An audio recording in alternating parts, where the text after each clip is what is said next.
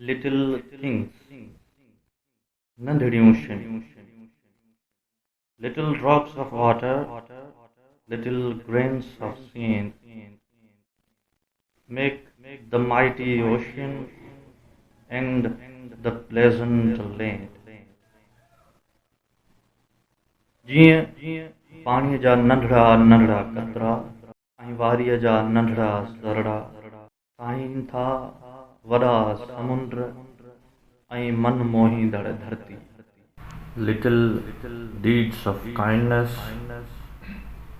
little words of love, make our world an Eden like the heaven above. साॻिए रीत रहमदिलीअ जा नंढड़ा नंढड़ा कम,